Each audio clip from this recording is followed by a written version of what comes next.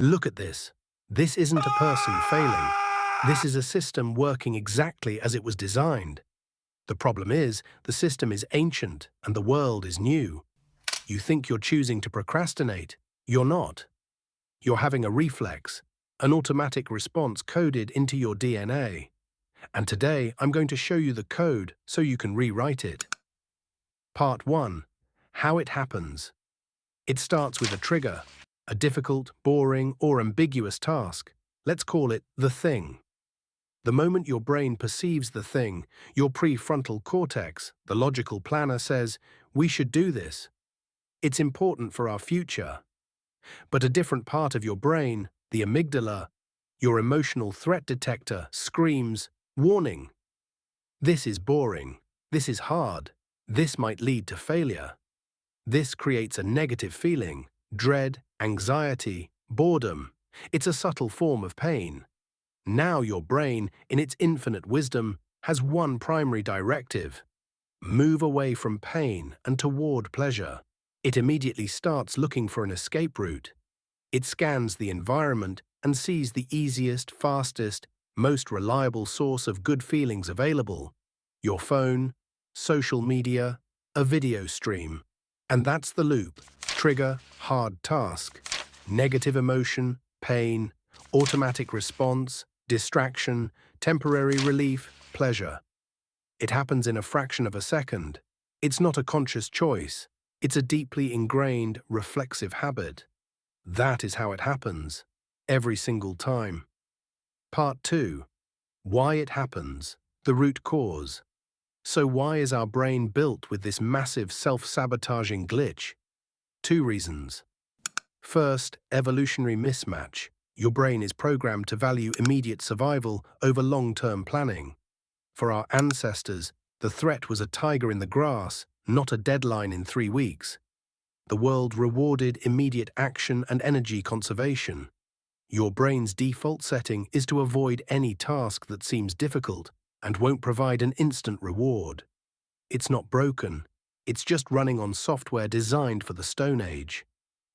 Second, neurochemical hijack. This all comes down to a neurotransmitter called dopamine. Dopamine is the chemical of motivation and reward. But your brain doesn't distinguish between good and bad dopamine. When you accomplish something difficult, you get a satisfying hit of earned dopamine. But when you check a notification or watch a funny video, you get a quick, potent hit of cheap dopamine. Modern technology is a cheap dopamine slot machine. It offers an endless supply of immediate variable rewards, which is scientifically proven to be the most addictive pattern possible. Why would your brain do the hard work for a trickle of earned dopamine later, when it can pull a lever and get a flood of cheap dopamine right now? It won't. That is why the system is rigged against you. Part 3. How to solve it. The system rewrite. You cannot win against this system with willpower.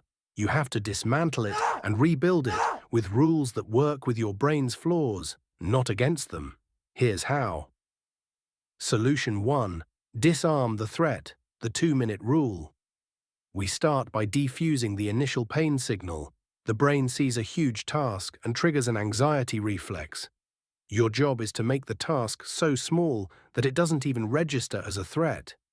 Write my thesis is scary. Open the document and write one sentence is not. Clean the whole house is painful. Put one dish in the dishwasher is not. This bypasses the anxiety loop. The goal is not to finish the task, but simply to break the inertia of inaction. Solution 2. Architect your environment. Increase friction. Your behavior follows the path of least resistance, like water. Right now, the path to distraction is a smooth, wide-open canal. We need to fill it with rocks. Increase the friction for bad habits. Log out of your social media accounts after every use. Put your phone in another room while you work. Delete the streaming app. Conversely, decrease the friction for your good habits. Leave your running shoes by the door. Put your textbook in the middle of your desk. Your goal is to make procrastination require more effort than starting your work. Solution 3. Bribe the monkey. Temptation bundling. You cannot ignore the ancient brain's desire for an immediate reward, so you must bargain with it. Link the thing you need to do with a thing you want to do. You are only allowed to listen to your favorite podcast while you're on a run. You can only watch your guilty pleasure TV show while you're folding laundry. This gives the monkey the instant gratification it craves, effectively tricking it into doing the hard work as a side effect. You're not fighting your urges, you're weaponizing them.